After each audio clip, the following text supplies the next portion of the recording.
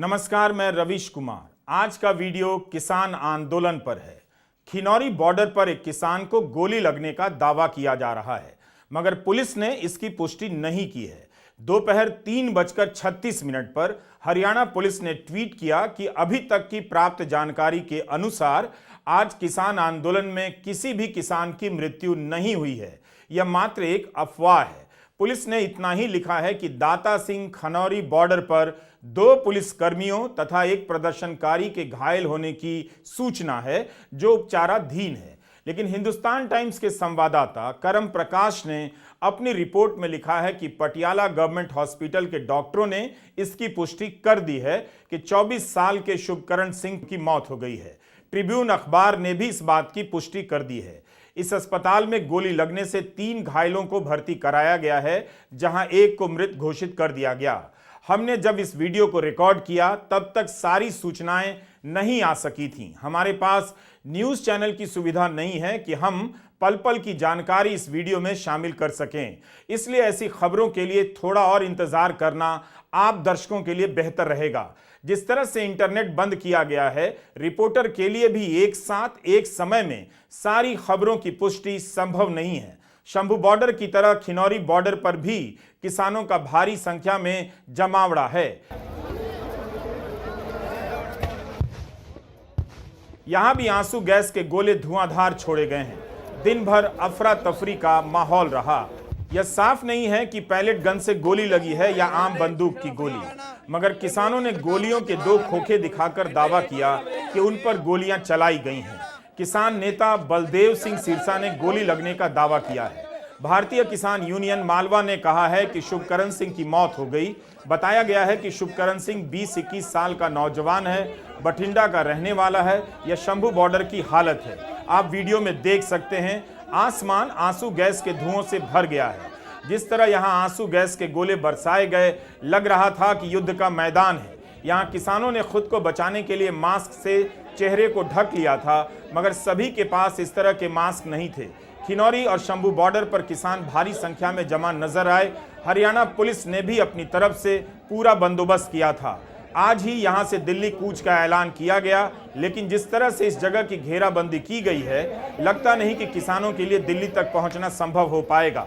यहां आप देख सकते हैं कि हरियाणा की तरफ से सीमाएं सील कर दी गई हैं। बड़ी संख्या में सुरक्षा बलों की तैनाती है। किसानों की तरफ से बड़ी संख्या में सीमेंट की बोरियां लाई गई हैं ताकि वे भी अपना बचाव कर सकें।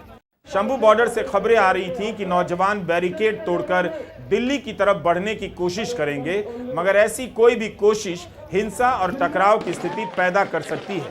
हम फिर से याद दिला दें कि हम न्यूज़ चैनल नहीं हैं। इस रिपोर्ट में आज की कई प्रमुख घटनाओं को कवर तो किया गया है, मगर पल पल बदलती खबरें इसमें नहीं हैं। हरियाणा पुलिस के सब इंस्पेक्टर विजय कुमार की तबीयत खराब होने से मौत की खबर आई है। विजय कुमार टोहना बॉर्डर पर तैनात थे। किसान नेताओं ने अपनी प्रेस कॉन्फ्रेंस में कहा है कि हम शांति से दिल्ली जाना चाहते हैं। हम चाहते हैं कि सरकार रास्ता दे दे, लेकिन जिस तरह से पिछले 1 सप्ताह से चारों तरफ के रास्तों को सील कर दिया गया है, किसानों के लिए दिल्ली पहुंचना आसान नहीं। हम इस पर भी बात करेंगे, लेकिन पहले उन शब्दों की बात जिन्हें पत्रकार ऊपर से आंसू गैस के गोले की तरह किसानों पर बरसा रहे हैं। किसानों ने नौजवानों से अपील की है कि हर हाल में धीरज रखना है और हिंसक नहीं होना है। रोकें लगाई हुई है, उससे आगे कृपया कोई भी साथी अपने आप ना बढ़े, ताकि शांति बनी रहे, किसी भी तरह का कोई नुकसान ना हो पाए। देखिए, इधर भी हमारा किसान है, उधर भी जो जवान है नजर आ रहा है, वो ऐसा लग रहा है कि जैसे हम महसूस करें कि वो हमारा दुश्मन हो। दुश्मन नहीं है, वो भी किसी किसान या मजदूर का बच्चा है, किसी अडानी का बच्चा नहीं है, ना ही वो किसी पॉलिटिकल नेता का बच्चा है। वो सब के सब किसान, मजदूर और गरीब लोगों के बच्चे हैं। उनकी मजबूरियां हो सकती हैं, लेकिन हमें इस माहौल को शांत रखने के लिए हमारी जिम्मेदारी ज्यादा बनती है। हम आज के इस वीडियो में किसान आंदोलन और किसान नेताओं की प्रेस कॉन्फ्रेंस पर बात करना चाहेंगे, लेकिन पहले हम बात उन शब्दों की करना चाहते हैं जिसके जरिए गोदी मीडिया किसान आंदोलन को रिपोर्ट कर रहा है। ऐसा लगता है कि भारत के मीडिया ने टैंक ज्यादा देखे हैं, ट्रैक्टर नहीं देखे हैं। जैसे ही वे ट्रैक्टर में जोड़ तोड़कर कुछ भी बदलाव देखते हैं, उन्हें ट्रैक्टर टैंक नजर आने लगता है। आज जब ऐलान हुआ कि शंभू बॉर्डर से दिल्ली की तरफ किसान कूच करेंगे तो मीडिया की हेडलाइन में एक शब्द उछलने लगा, मेकशिफ्ट टैंक। आप देखिए कि कैसे मीडिया इन नए नए शब्दों के जरिए आपके भीतर के नागरिक बोध को खत्म कर रहा है। इस वीडियो को पूरा देखिएगा, सोचिए कि यह मेकशिफ्ट टैंक क्या होता है। क्या बिना गोला बारूद दागने की क्षमता के कोई भी वाहन टैंक या मेकशिफ्ट टैंक हो सकता है? मीडिया को ट्रैक्टर में ऐसा क्या दिखाई देता है कि उसकी तुलना वह युद्ध के हथियारों से करने लग जाता है? किसानों ने दिल्ली कूच का इस्तेमाल किया तो उनके ट्रैक्टर से लेकर जेसीबी मशीन को मेकशिफ्ट टैंक लिखा जाने लगा। ये चंद हेडलाइनें हैं। दिल्ली में घुसने के लिए किसानों ने बना लिया अपना टैंक, जरा पुलिस से भिड़ने की तैयारी देखिए। मेकशिफ्ट टैंक, पोकलेन मशीन और आयरन शीटें, दिल्ली मार्च के लिए किसानों ने बनाया ये प्लान। दिल्ली में घुसने के लिए किसानों की है पूरी तैयारी। अपने साथ लेकर आए हैं टैंक, बैरिकेड्स तोड़ने के लिए कई मशीनें भी साथ। मेकशिफ्ट टैंक का इस्तेमाल किया जा रहा है। क्या मेकशिफ्ट फाइटर प्लेन हो सकता है? क्या मेकशिफ्ट सेना हो सकती है? मेकशिफ्ट AK-47 हो सकता है? ट्रैक्टर या जेसीबी मशीन को मेकशिफ्ट टैंक क्यों कहा जा रहा है? उसमें टैंक की कौन सी खूबी है, कौन सी क्षमता है? क्या जो काम टैंक करता है उसका 10%, 1% काम भी किसानों के ट्रैक्टर और पोकलेन मशीन से किया जा सकता है?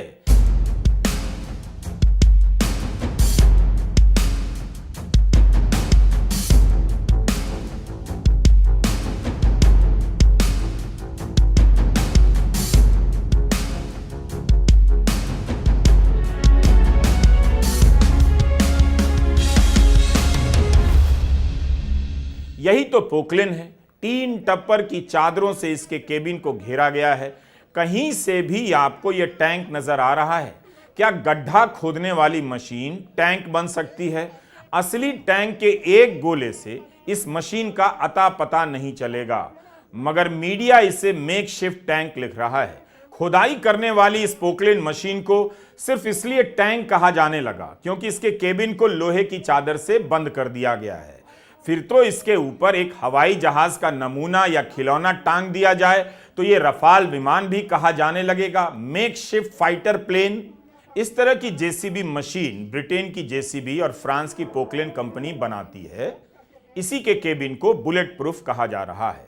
उत्खनन के काम में इस्तेमाल होने वाली मशीनों को कंपनियों के ब्रांड नाम से पुकारा जाता है क्योंकि एक्सकवेटर बोलना मुश्किल है।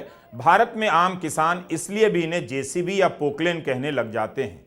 लोहे की चादर से ट्रैक्टर और पोकलेन के केबिन को लपेट देने पर टैंक नहीं हो जाता।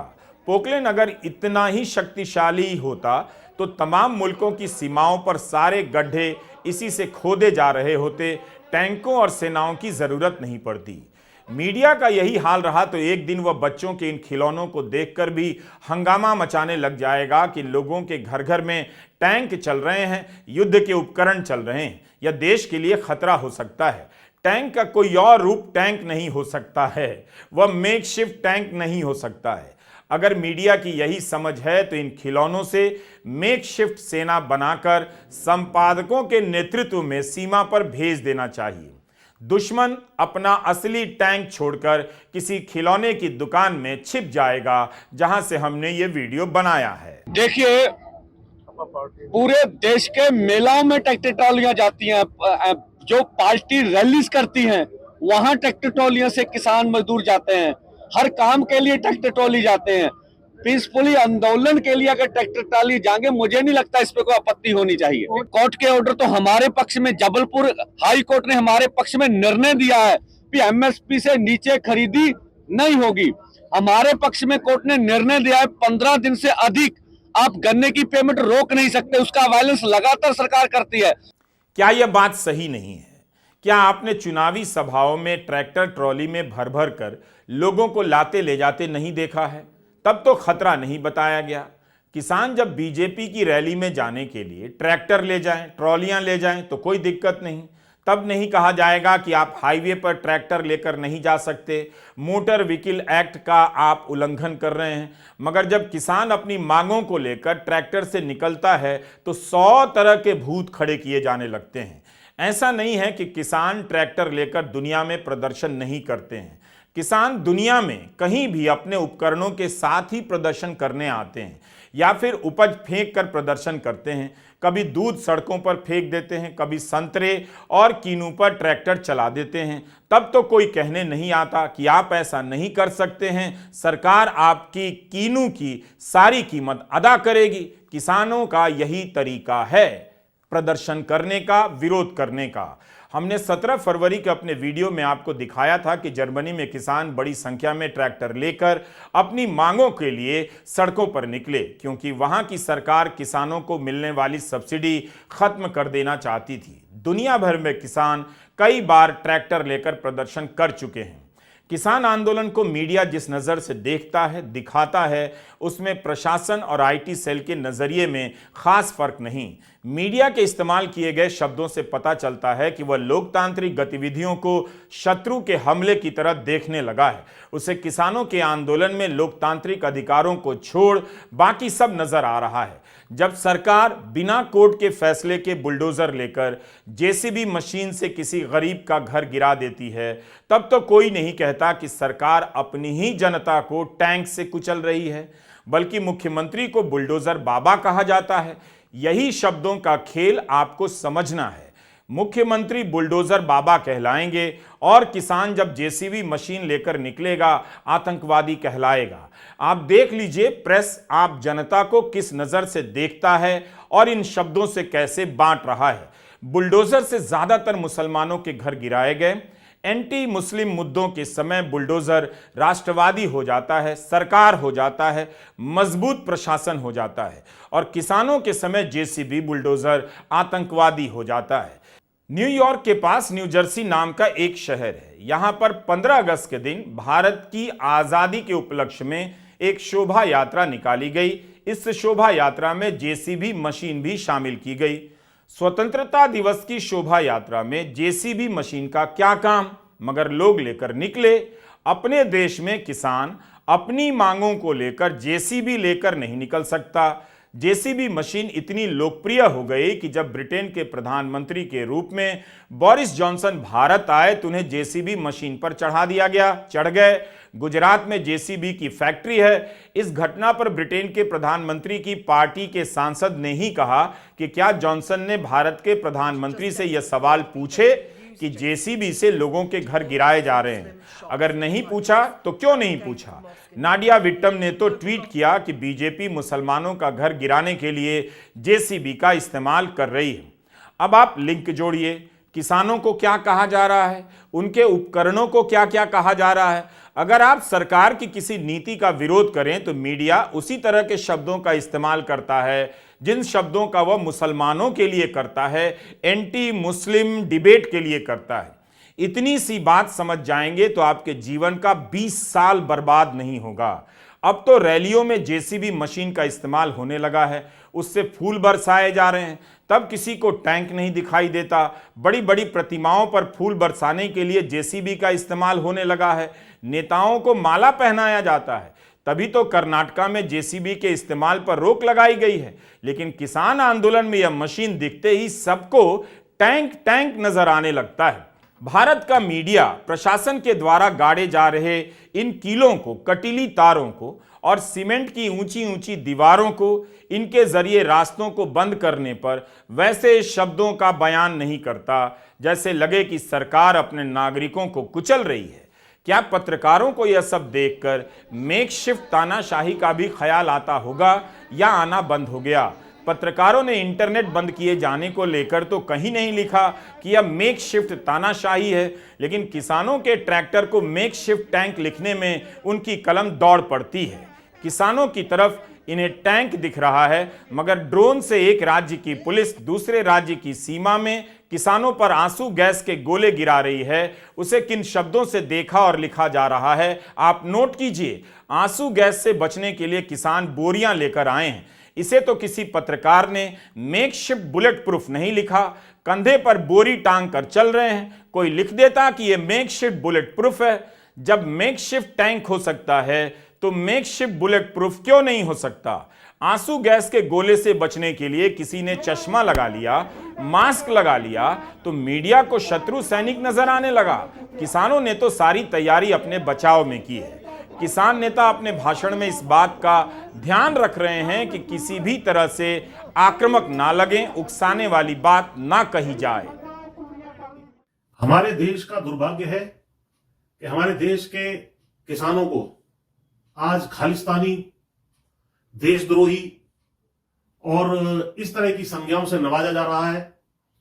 जो ट्रैक्टर ट्रॉली लेकर के पंजाब और हरियाणा के बॉर्डर पर पिछले 7-8 दिन से किसान आंदोलन कर रहे हैं, उसमें उनके खाने पीने का इंतजाम है, सोने का इंतजाम है।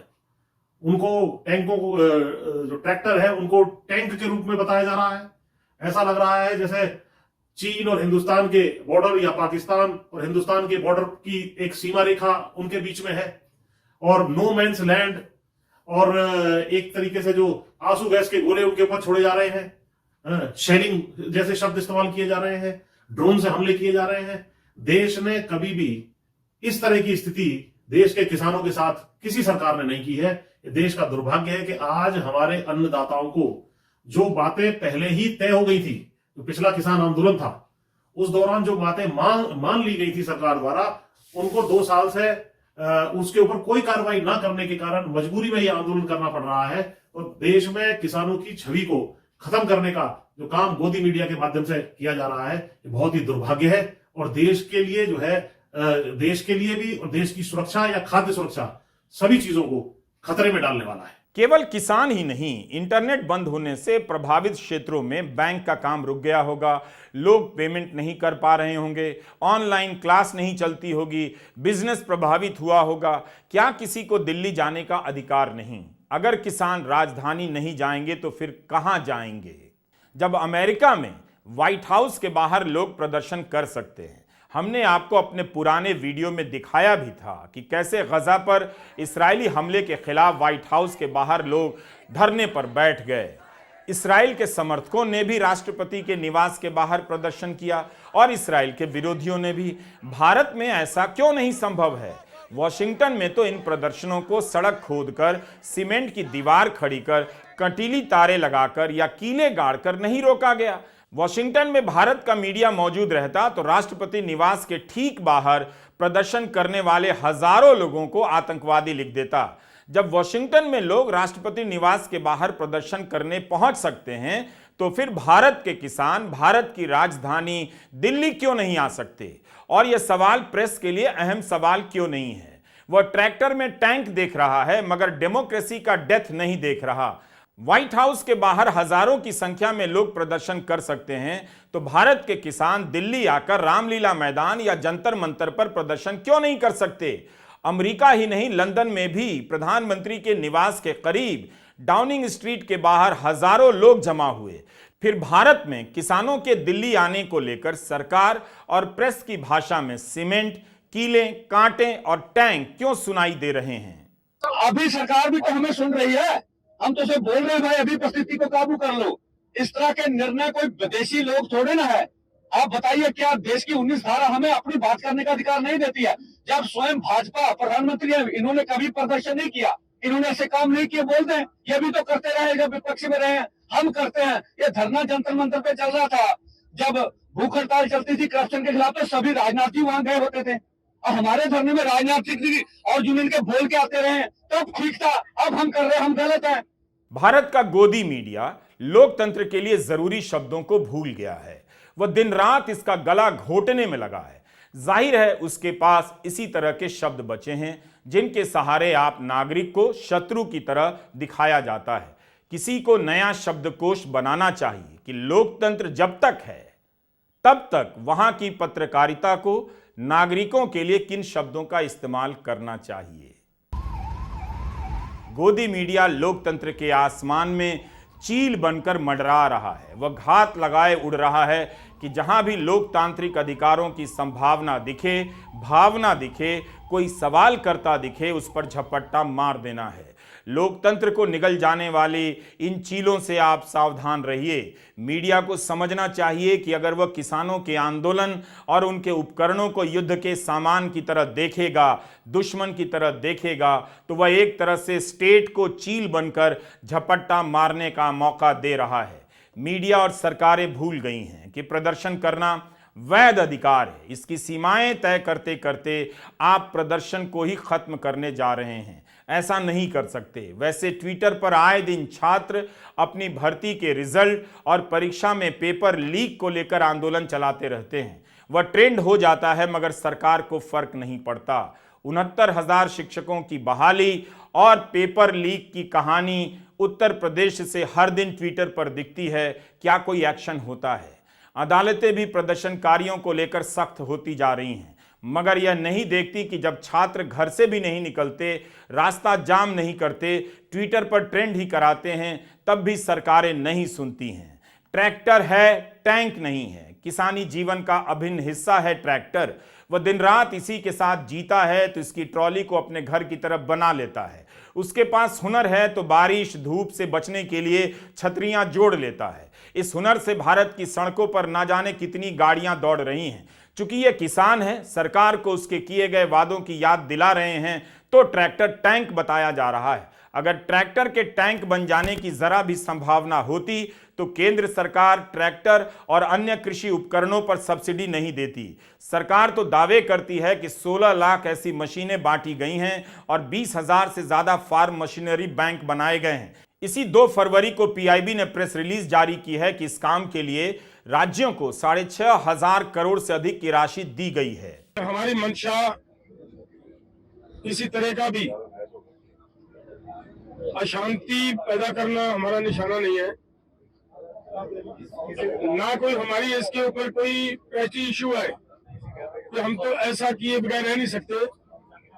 लेकिन बात यह है कि हमने दिल्ली जाने का प्रोग्राम बनाया। ये आज से नहीं बना, ये 7 नवंबर की हमने कॉल दे रखी है।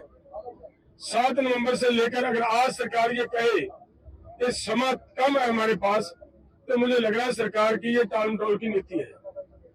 सरकार को ऐसा ना करते हुए देश के किसान मजदूर के पक्ष में फैसला लेना चाहिए। किसान देश का किसान है। देश के किसान ने देश को सेल्फ डिपेंड किया है, दिन रात मेहनतें की है। 7 लाख के करीब आज तक किसान सुसाइड कर चुका है। लेकिन ऐसे हालात में भी अगर सरकार किसान से बात करने की बजाय ऐसा प्रबंध करे कि किसानों को रोकने के लिए इतने बड़े बैरिकेड्स लगाए, तो ये उचित बात नहीं होती।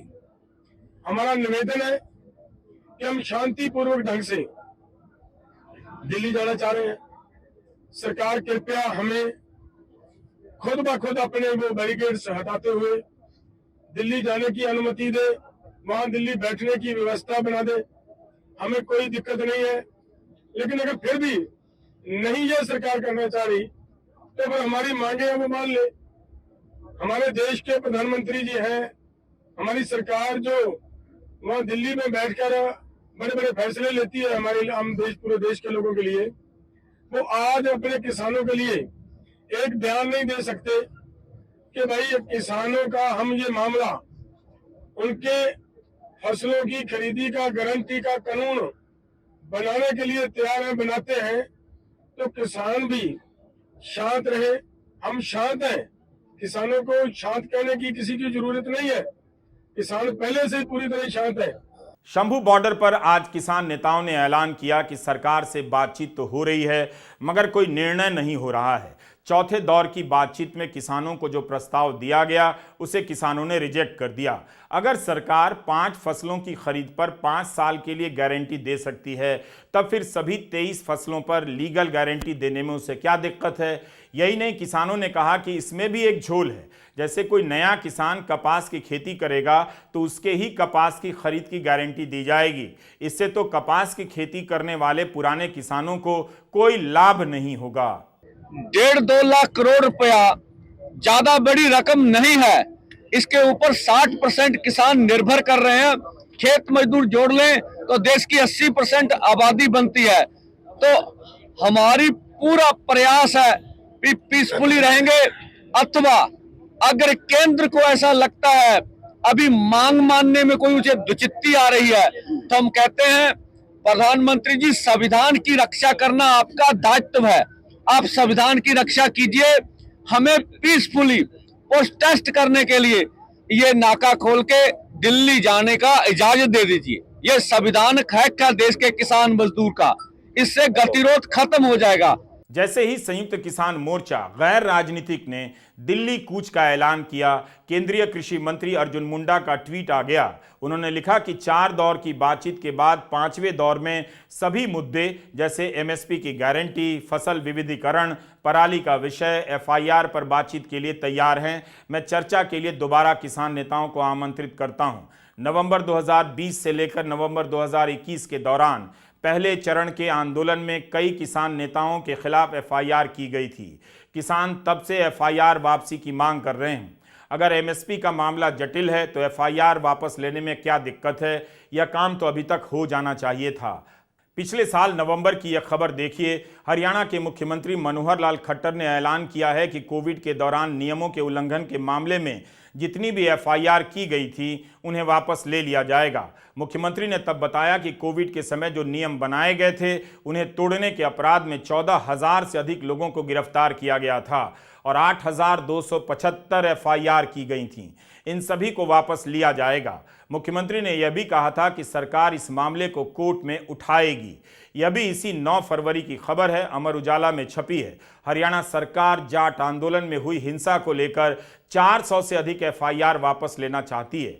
हाईकोर्ट में अर्जी लेकर गई है, जबकि एमिकस क्यूरी ने विरोध किया है कि प्रकाश सिंह कमेटी की रिपोर्ट ने इनमें से 129 एफआईआर को बेहद गंभीर माना है। इन्हें वापस कैसे लिया जा सकता है? न जाने ऐसे कितने ही उदाहरण दिए जा सकते हैं एफआईआर वापसी के। तो किसान आंदोलन की इस मांग को अभी तक क्यों नहीं पूरा किया गया? एमएसपी को लेकर जो कमेटी बनाई गई उसकी बैठकें होती रहीं, अभी तक उसकी रिपोर्ट का पता क्यों नहीं है? जाहिर है केंद्र सरकार ने समय रहते किसानों की मांग पर पहल नहीं की, ध्यान नहीं दिया, अपने वादों को पूरा नहीं किया। संयुक्त किसान मोर्चा का आंदोलन 1 साल चला। अगर उनके नेताओं से समस्या थी तो संयुक्त किसान मोर्चा गैर राजनीति में नए नेता थे, नए लोग थे, उनके साथ नए सिरे से रास्ता निकाला जा सकता था, मगर नहीं निकला। इसकी जगह पर किसानों को खालिस्तानी कहा जा रहा है और ट्रैक्टर को टैंक बताया जा रहा है। यही वक्त है आपके सावधान हो जाने का। नमस्कार, मैं रवीश कुमार।